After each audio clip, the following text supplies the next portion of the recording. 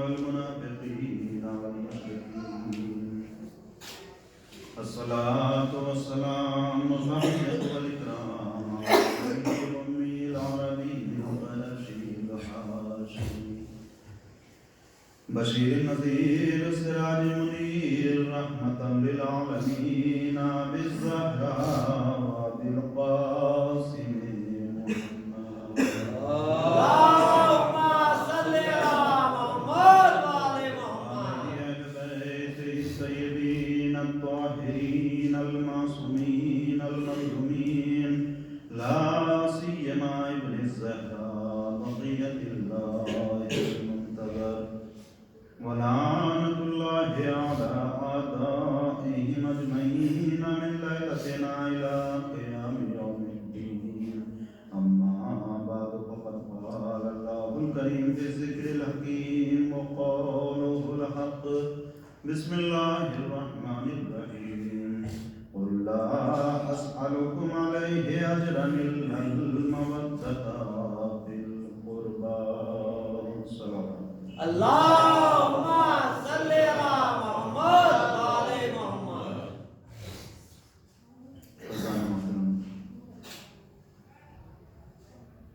یہ ایام عزائے فاطمیہ جو روز بروز گزر رہے ہیں،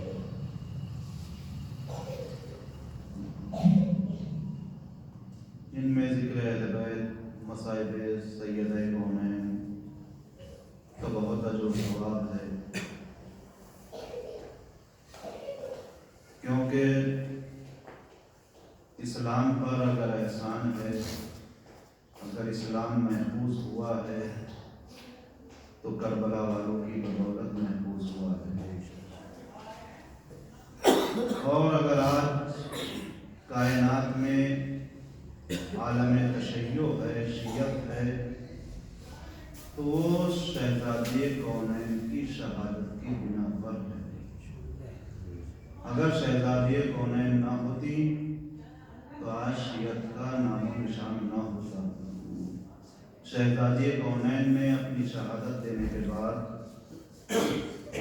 حق اور باطل کو جدا کر دیا ہے. اسی بنا پر علماء حضرات نے ایام عزائے فاطمیہ کو منانے کے لیے بہت تاکید کی گئی ہے. اس میں زیادہ سے زیادہ بڑھ چڑھ کر حصہ لیا جائے.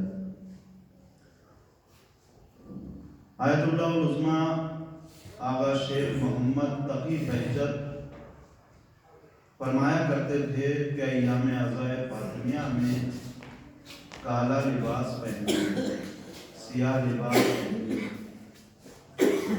جب آپ سیاہ لباس پہنیں گے، باہر جائیں گے، سڑکوں پر جائیں گے تو لوگ آپ سے سوال کریں گے کہ محرم تو نہیں ہے، آپ سیاہ لباس کیوں پہنے ہوئے ہیں، کالا لباس کیوں پہنے ہوئے ہیں؟ تو اس کے جواب میں آپ فقط یہ نہ کہیے کہ جناب فاطمہ زہرا کی شہادت ہے اس بنا پر ہم نے لباس سیاہ پہنا، بلکہ آپ کھلے الفاظ میں یہ کہیے کہ بنت رسول کی شہادت ہے، رسول کی اکلوتی بیٹی کی شہادت ہے، ہم ان کے غم میں یہ کالا لباس پہنے ہوئے ہیں. شہزادی کونین نے اپنی زندگی عجیب و غریب انداز سے گزاری ہے. اس میں مختصر سی حیات میں 18 سال کی مختصر سی زندگی میں ہر پہلو کو اجاگر کر دیا. عام خواتین اگر 100 سال کی بھی ہو جائیں تو اپنی زندگی کے ہر پہلو کو اجاگر نہیں کر سکتی، لیکن شہزادی کونین نے 18 سال کی عمر میں ایک خاتون کی کیا ذمہ داری ہوتی ہے ان تمام ذمہ داریوں کو ادا کر دیا. اگر بیٹی ہونے کی حیثیت سے دیکھا جائے تو باپ یہ کہتا ہوا نظر آتا ہے فاطمہ تو ام ابیہا، فاطمہ اپنے باپ کی ماں ہے. یعنی شہزادی نے ایک بیٹی نہیں بلکہ ماں کا پیار دیا اپنے باپ کو، ماں کی محبتیں دی اپنے باپ کو۔ اسی بنا پر پیغمبر نے فرمایا فاطمہ تو ام ابیہا، فاطمہ اپنے باپ کی ماں کی طرح ہے۔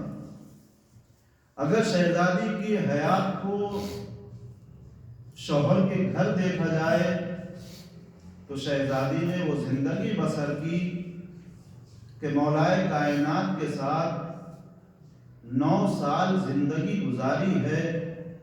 9 سال میں مولائے کائنات نے کم سے کم 60 جنگیں لڑی ہیں، اور جنگیں گھر میں رہ کر نہیں لڑی جاتی بلکہ میدان جنگ میں لڑی جاتی ہیں۔ مولائے کائنات گھر سے باہر ہیں، لیکن شہزادی نے اس طرح سے گھر کی ذمہ داریوں کو ادا کیا کہ ایک جملہ کہنے کو دل چاہتا ہے کہ شہزادی نے اپنے گھر کی ذمہ داریوں کو اس طرح سے ادا کیا کہ شہزادی کی ہی ذات ہے کائنات میں جو اللہ کی بارگاہ میں یہ کہہ سکتی ہے پالنے والے تو نے مجھے معصوم بیٹے عطا کیے تھے، معصوم ہی واپس کر رہی ہوں۔ کیونکہ فطرتاً ہر انسان معصوم پیدا ہوا ہے، ہم بھی معصوم فطرتاً پیدا ہوئے ہیں، لیکن ہماری ماں اللہ کی بارگاہ میں یہ نہیں کہہ سکتی کہ تو نے معصوم دیے تھے اور ہم معصوم ہی واپس کر رہے ہیں۔ یہ شہزادی کونین کی ذات ہے کہ جو اللہ کی بارگاہ میں کہہ سکتی ہے تو نے معصوم بیٹے عطا کیے تھے، لہٰذا اگر واپس کر رہی ہوں تو دیکھ معصوم ہی ہیں۔ شہزادی کی یہ حیات ہے کہ چاہے باپ کے ساتھ دیکھا جائے، چاہے شوہر کے ساتھ دیکھا جائے، چاہے بیٹوں کے ساتھ دیکھا جائے، تو شہزادی نمونہ عمل ہے ہمارے لیے۔ شہزادی کس طرح سے اپنے بچوں کی تربیت کر رہی ہے کہ شہزادی اس طرح سے بچوں کی تربیت کر رہی ہے کہ امام حسن اور امام حسین کا بچپن کا عالم ہے، مسجد میں بھیجتی ہیں جائیے مسجد میں جائیے نماز پڑھیے۔ شہزادے دونوں جاتے ہیں مسجد میں، جاتے ہیں نماز پڑھتے ہیں۔ اللہ کا رسول نماز کے بعد وہ آیات جو جبریل لے کر نازل ہوئے ہیں وہ تمام مسلمانوں کے سامنے تلاوت کرتے ہیں، حدیثیں بیان کرتے ہیں، احکام اسلامی بیان کرتے ہیں۔ شہزادی کونین جنہوں نے اپنے بچوں کو بھیجا ہے، حسن و حسین علیہ السلام کو بھیجا ہے، ایک مرتبہ دونوں شہزادے آیتوں کو بھی سنتے ہیں، حدیثوں کو بھی سنتے ہیں، احکام اسلامی کو بھی سنتے ہیں، بیت الشرف میں واپس تشریف لاتے ہیں۔ جب شہزادے واپس تشریف لاتے ہیں تو شہزادی سوال کرتی ہیں، اے میرے لخت جگر، اے حسن و حسین، یہ بتائیے کہ آج بابا کے اوپر قرآن کی کون سی آیت نازل ہوئی؟ میرے بابا نے آج کون سی حدیث بیان کی؟ میرے بابا نے آج کون سے احکام اسلامی بیان کیے؟ شہزادے حسن، شہزادے حسین آیات کی تلاوت کرتے ہیں، حدیث کی تلاوت کرتے ہیں، احکام اسلامی کو بیان کرتے ہیں۔ اماں جان، آج نانا رسول اللہ پر قرآن کی یہ آیت نازل ہوئی ہے، یہ سورہ نازل ہوا ہے، یہ احکام اسلامی بیان کیے ہیں، یہ حدیث بیان کی ہے۔ شہزادوں کو سینے سے لگا کر پیار کرتی ہیں، مرحبا یا بنیا مرحبا، اے میرے لال مبارک ہو کہ تم نے مسجد کا درس مجھے سنا دیا۔ جب وہ درس سن لیتی ہیں مولا کائنات تشریف لاتے ہیں، اے ابو الحسن، کیا میرے بابا پر آج قرآن کی یہ آیت نازل ہوئی ہے؟ کیا میرے بابا نے یہ حدیث بیان کی ہے؟ کیا میرے بابا نے یہ احکام اسلامی بیان کیے ہیں؟ مولا کائنات مسکراتے ہیں، سوال کرتے ہیں، بنت رسول آپ گھر میں رہتی ہیں لیکن مسجد کی باتیں کیسے معلوم ہو جاتی ہیں؟ کہا ابو الحسن، میرے یہ دونوں شہزادے مجھ سے مسجد کے تمام دروس کو بیان کر دیتے ہیں، تمام احکام اسلامی آیات قرآنی اور احادیث کو بیان کرتے ہیں، مولا کائنات دعائیں دیتے ہیں، لیکن اس درس سے کم کوئی اس واقعے سے کچھ درس ہمیں لینا چاہیے۔ ہماری ماں اور بہنوں کو ان واقعات فقط واہ واہ کرنے کے لیے نہیں ہیں بلکہ درس عبرت لینا چاہیے کہ شہزادی دونوں بچوں کو مسجد میں بھیجتی ہیں، جب وہ واپس آتے ہیں تو درس کو سنتی ہیں کہ کیا بیان کیا ہے مسجد میں۔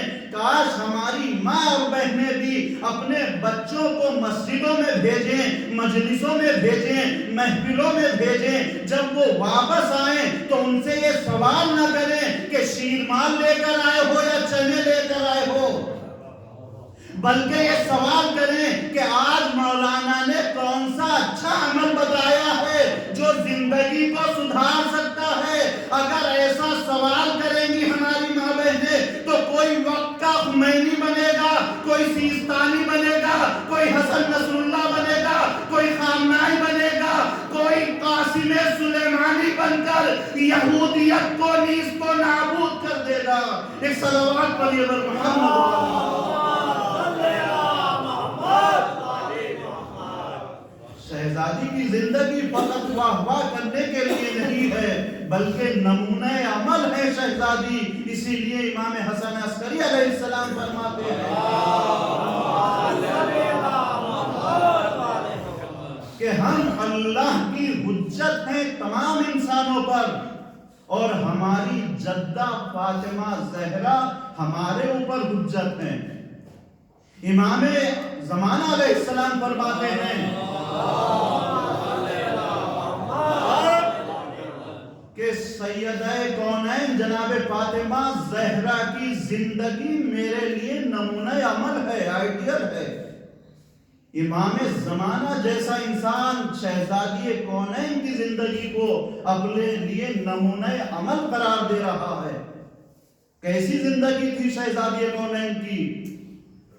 پوری رات عبادت الہی کرتی رہتی تھی، پوری رات مناجات کرتی تھی، پوری رات نمازیں پڑھا کرتی تھی، پوری رات دعائیں کیا کرتی تھی، یہاں تک کہ صبح صادق نمودار ہو جاتی تھی۔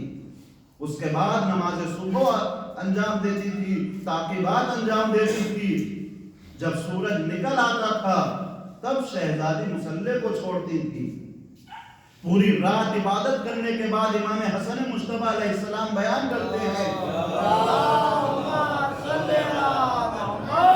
کہ ایک روز میں نے اپنی مادر گرامی سے سوال کیا، اماں جان آپ نے پوری رات عبادت کی، اللہ کی نمازیں پڑھی، مناجاتیں کی، اللہ کی بارگاہ میں تمام مسلمانوں کے لیے دعائیں کی اور بعض افراد کے لیے نام لے کر دعائیں کی، لیکن مادر گرامی نہ آپ نے پوری رات اپنے لیے کچھ مانگا نہ ہمارے لیے کچھ مانگا۔ شہزادی نے عجیب و غریب جملہ ارشاد فرمایا، یا بنیا جار سمت دار، اے میرے لال پہلے پڑوسی ہوا کرتے ہیں بعد میں گھر والے ہوا کرتے ہیں۔ شہزادی نے کہ اگر اس عبادت کو دیکھا جائے تو نہ جانے کتنے گوشے نکل رہے ہیں اس عبادت سے، اپنی اولاد کی کس طرح سے تربیت کر رہی ہیں شہزادی، پوری رات عبادت کر رہی ہیں، فرما رہی ہیں اجار سمت دار، پہلے پڑوسی اس کے بعد گھر والے۔ لیکن یہ واقعہ فقط سننے کے لیے یا واہ واہ کرنے کے لیے نہیں ہے بلکہ اس کو نمونہ عمل بنایا جائے، اس کو آئیڈیل بنایا جائے۔ شہزادی پوری رات عبادت کرنے کے بعد یہ درس دے رہی ہیں کہ کم سے کم گھر میں 4 بچے پرورش پا رہے ہیں، امام حسن ہے، امام حسین ہے، شہزادی زینب ہے، شہزادی ام کلثوم ہے۔ شہزادی پوری رات عبادت کرنے کے بعد اپنے بچوں کو درس دے رہی ہیں، کیونکہ پوری رات بچے اپنی ماں کو عبادت کی حالت میں دیکھ رہے ہیں، پوری رات عبادت کی حالت میں دیکھ رہے ہیں کہ ہماری ماں اللہ کی عبادت کر رہی ہے۔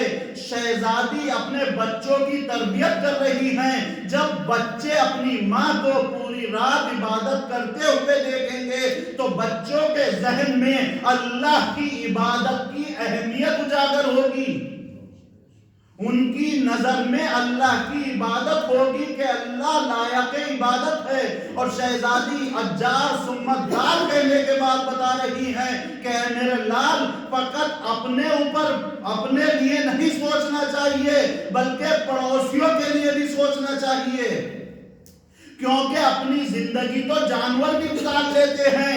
انسان اشرف المخلوقات ہے، انسان کو جانور سے جدا کیا گیا ہے، انسان کو جانور سے افضل بنایا گیا ہے. اپنی زندگی جانور بھی گزار لیتا ہے لیکن جانور فقط اپنے بارے میں خیال کرتا ہے، اپنے بارے میں سوچتا ہے. انسان کے لیے اتنی عقل دی ہے کہ انسان یہ سوچے کہ اگر میں ہوں تو میرا پڑوسی بھی ہے. اپنے بارے میں بھی سوچے، دوسروں کے بارے میں بھی سوچے. شہزادی کونین اس طرح سے اپنے بچوں کی تربیت کر رہی ہیں اور شہزادی بتانا چاہتی ہیں کہ انسان کو خود غرض نہیں ہونا چاہیے بلکہ دوسروں کا خیال رکھنا چاہیے. یہ شہزادی کونین کی حیات ہے جو فقط واہ واہ یا سبحان اللہ کہنے کے لیے نہیں بلکہ نمونہ عمل بنانے کے لیے ہے. اور جب انسان شہزادی کونین کی زندگی کو اپنے لیے آئیڈیل بناتا ہے، نمونہ عمل بناتا ہے، تو منزل یہاں پہنچتی ہے کہ 5 سال کی عمر ہے حافظ کل قرآن بن جاتا ہے. حافظ کل قرآن بن جاتا ہے. محمد حسین طباطبائی کے واقعے کو آپ سب جانتے ہیں کہ 5 سال کی عمر میں حافظ کل قرآن بن گئے. اس وقت جوان ہیں لیکن کس طرح سے بنے ہیں، کس طریقے سے بنے ہیں. اور اتنی جرت پیدا ہوئی کہ سعودی کے بادشاہ کے سامنے جب اپنے حفظ کے انداز کو بیان کیا ہے کہ میں اس طرح سے حافظ بنا ہوں، اس طرح سے مجھے قرآن کریم پر عبور حاصل ہے، جس آیت کو جہاں سے پوچھنا چاہ رہے ہو، چاہے اشارے سے پوچھو، چاہے ترجمے سے پوچھو، چاہے آگے سے پوچھو، چاہے پیچھے سے پوچھو، جہاں سے بھی پوچھنا چاہتے ہو، میں اس طرح کا حافظ ہوں، ہر جگہ سے قرآن کی تلاوت کر سکتا ہوں. تو ایک مرتبہ شاہ فہد یا شاہ فیصل نے امتحان لینے کے بعد کہا کہ ہم آپ کو اس محنت کی مزدوری دینا چاہتے ہیں. شاہ فیصل نے کہا کہ ہم آپ کو اجرت دینا چاہتے ہیں. محمد حسین طباطبائی نے کہا مجھے قرآن کی اجرت لینے کی ضرورت نہیں ہے اور تیرے اندر اتنی حیثیت نہیں کہ قرآن کی تو اجرت دے سکے. کہا نہیں، ہم اجرت دیں گے، ہم اجرت دینا چاہتے ہیں. ایک مرتبہ محمد حسین طباطبائی نے جواب دیا اگر تو اجرت دینا چاہتا ہے تو وہی پیغام دیا جو رسول اسلام نے دیا تھا، قُلْ لَا أَسْأَلُكُمْ عَلَيْهِ أَجْرًا إِلَّا الْمَوَدَّةَ فِي الْقُرْبَى. اگر تو قرآن کی اجرت دینا چاہتا ہے تو اہل بیت سے محبت کرنا سیکھ لے. ایک صلوات پڑھیے بر محمد وعلی محمد.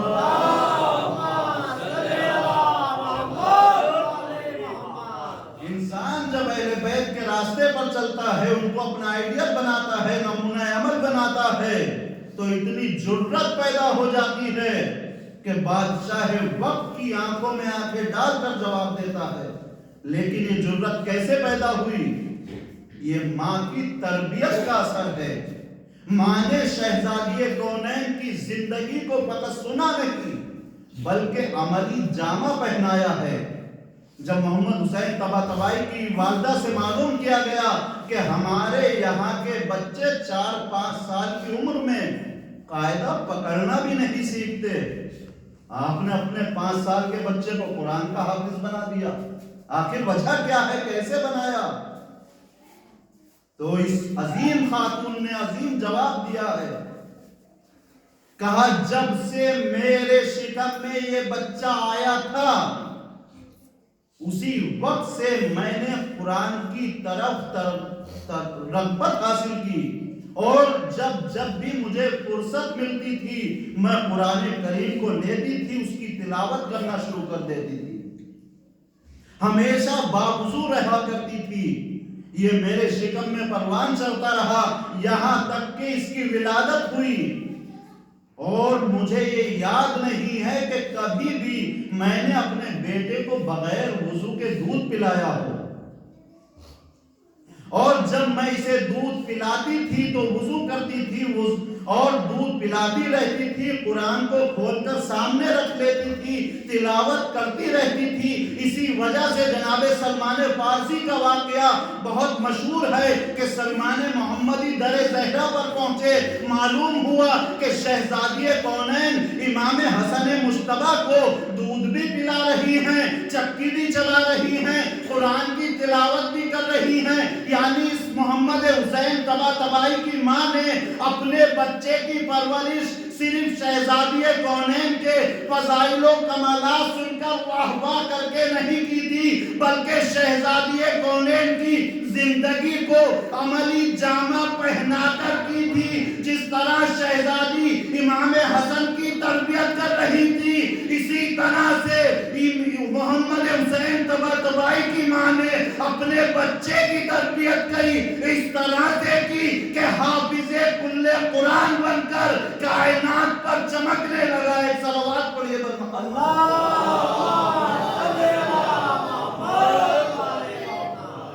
تو شہزادی کونین یا اہل بیت کی سیرت فقط اس لیے نہیں ہے کہ ہم سبحان اللہ یا واہ واہ کرتے رہے، بلکہ اہل بیت کی سیرت اس لیے ہے تاکہ ہم اپنی زندگی کو اہل بیت کے راستے پر لا سکیں اور اہل بیت کے طریقے پر چل سکیں۔ شہزادی نے اس طرح سے اپنی اولاد کی تربیت کی، اور جب ظالم کے مقابلے پر آئی ہیں تو شہزادی نے وہ جرأت دکھائی ہے کہ صنف نازک دکھا نہیں سکتی۔ علامہ ابن ابی الحدید معتزلی باغ بدعت کے سلسلے سے بیان کرتے ہیں کہ میں نے اپنے استاد فاروقی سے معلوم کیا کہ بنت رسول کو باغ بدعت دیا نہیں گیا، آخر وجہ کیا ہے؟ کیا بنت رسول ناحق پر تھی؟ کیا بنت رسول کا دعویٰ غلط تھا یا نہ دینے والوں کا کام غلط تھا؟ تو فاروقی بیان کرتے ہیں ابن ابی الحدیث سے کہ فدک فاطمہ زہرا کا حق تھا، شہزادی کا دعویٰ غلط نہیں تھا، لیکن فدک کا مسئلہ ہوتا تو حل ہو جاتا، مسئلہ کچھ اور تھا۔ کہا مسئلہ کیا تھا؟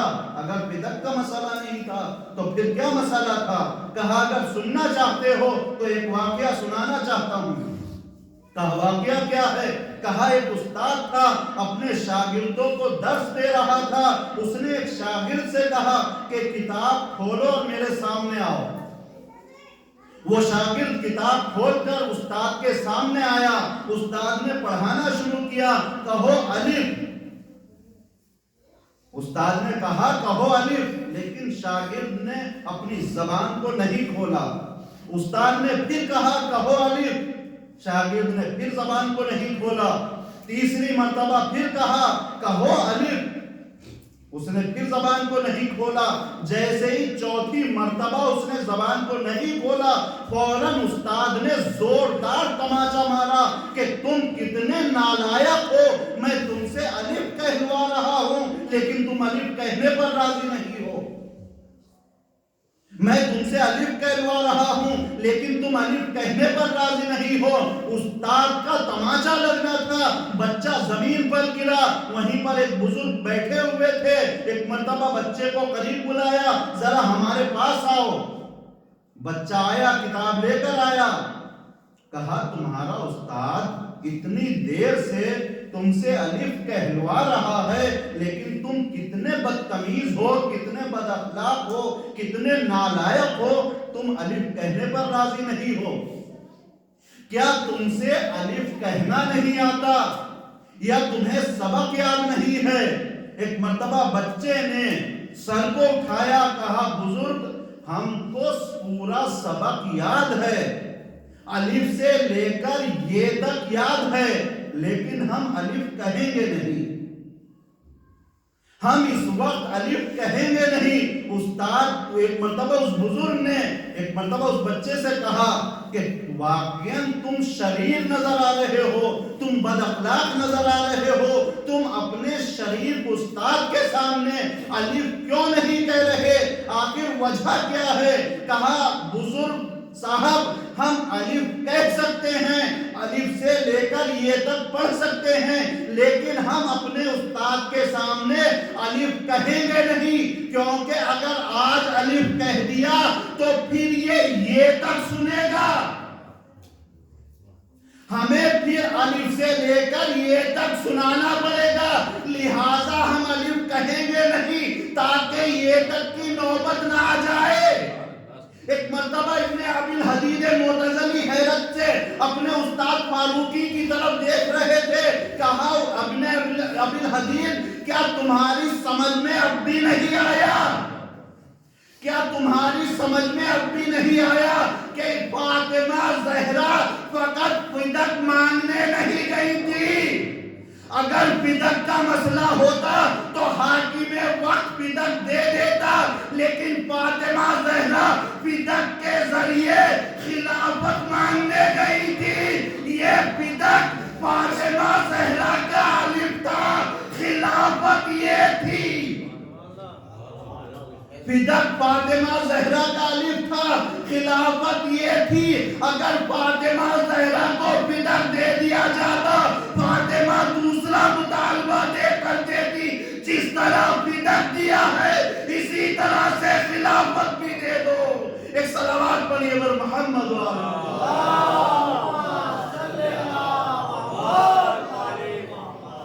شہزادی کونین نے ظالم کے دربار میں آ کر وہ جرت دکھائی اور یہ ہمیں درس دیا ہے کہ کبھی بھی ظالم کے سامنے، اس کے ظلم کے سامنے خاموش نہیں بیٹھنا۔ وقت کا کوئی بھی ظالم ہو، یہ شہزادی کونین کا اقدام تھا جس کی بنا پر امام حسین علیہ السلام نے یزید جیسے فاسق و فاجر کے سامنے مقابلہ کیا تھا۔ شہزادی کونین کی زندگی کو اہل بیت علیہ السلام نے آئیڈیل بنایا ہے، نمونہ عمل بنایا ہے۔ کون شہزادی کونین؟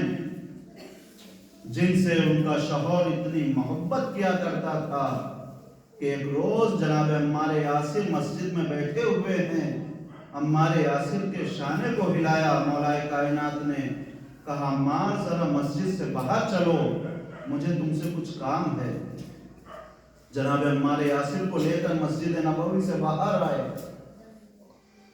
کہا تم یہیں پر رکو، میں گھر میں جاتا ہوں، واپس آتا ہوں۔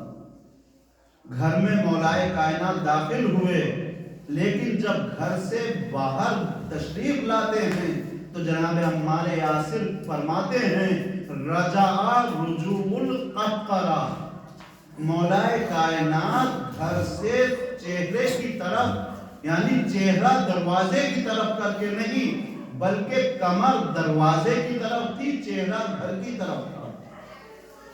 مولا کائنات سے جناب عمار یاسر نے معلوم کیا، اے فرزند ابو طالب، لوگوں کا دستور ہے، عام طریقے سے انسان جب اپنے دروازے سے گھر سے نکلتا ہے تو چہرہ باہر کی طرف ہوتا ہے اور اس کی کمر یا پشت گھر کی طرف ہوتی ہے، لیکن آپ کی کمر باہر کی طرف تھی، چہرہ گھر کے اندر تھا۔ آخر وجہ کیا ہے؟ مولا کائنات فرماتے ہیں اے عمار یاسر، گھر کے صحن میں بنت رسول کھڑی تھی، مجھے اس بات سے شرم آئی کہ میری کمر بنت رسول کی طرف ہو، وہ میری زیارت کر رہی تھی۔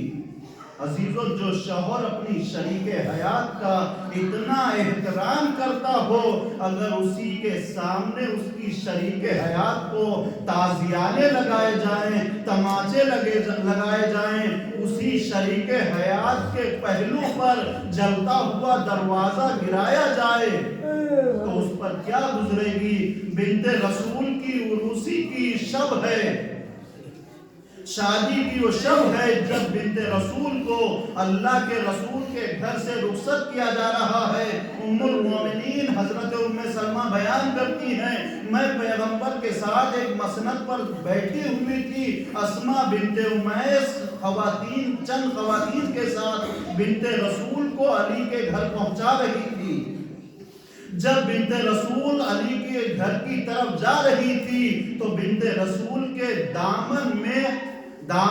ابا کا دامن شہزادی کے پیر میں الجھتا ہے، شہزادی رڑکھڑانے لگتی ہیں، پیغمبر مسند چھوڑتے ہیں، اپنا امامہ پٹکتے ہیں، زمین پر اپنی ردا پھینکتے ہیں، دوڑتے ہوئے بنت رسول کو سہارا دیتے ہیں۔ جب واپس آتے ہیں تو ایک مرتبہ ام سلمہ سوال کرتی ہیں اللہ کے رسول آپ کی یہ حالت کیا ہے؟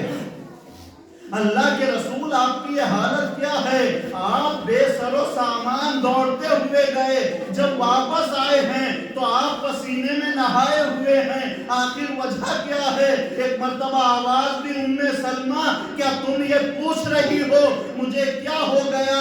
ارے تم نے دیکھا نہیں فاطمہ اگر میری نگاہوں کے سامنے گر جاتی تو کیا ہوتا؟ میں کہوں گا اللہ کے رسول آج آپ کی زندگی میں فاطمہ فقط لڑکھڑائی تھی، ایک مرتبہ آپ سے برداشت نہ ہوا، اے اللہ کے رسول اس وقت کیا ہوگا جب فاطمہ زہرا در و دیوار کے درمیان پیس دی جائے گی، آواز دیں گی اے میرے بابا میری مدد کو آئیے۔ کون شہزادی کونین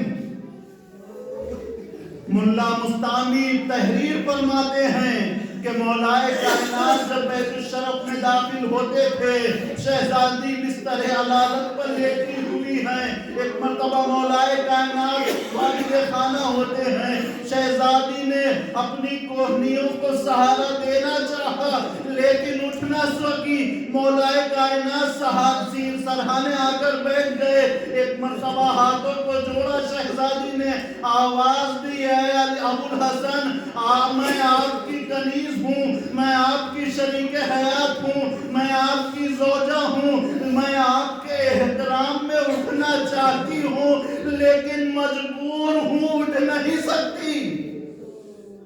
اے ابو الحسن میں آپ کے احترام کرنا چاہتی ہوں لیکن میں بستر سے اٹھ نہیں سکتی۔ ایک مرتبہ زخمی زہرا کو علی نے دیکھا، مظلومیت کے آنسو بہنے لگے، آنسو بہنے شروع ہوئے، شہزادی نے اپنے ہاتھ کو آگے بڑھایا، علی کی مظلومیت کے آنسوؤں کو علی کے چہرے سے صاف کرنا شروع کیا، آنسوؤں کو ہاتھوں میں لیا، اپنے سینے پر پسلیوں پر لگانا شروع کیا، مولا کائنات کی چیخیں نکل گئی، اے بنت رسول میرے آنسوؤں کو اپنے سینے پہ کیوں لگا رہی ہو؟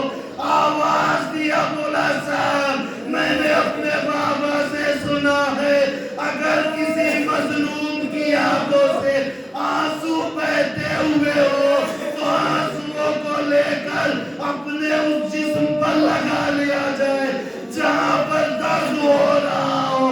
اے ابو الحسن جب سے در و دیوار کے درمیان ارے پسی ہوں میری پسلیاں ٹوٹ گئی، جب بھی سانس لیتی ہوں میرے سینے میں درد ہوتا ہے۔ اے ابو الحسن تمہاری مظلومیت کے آنسو اپنے درد پر لگا رہی ہوں، کاش مجھے سکون مل جائے۔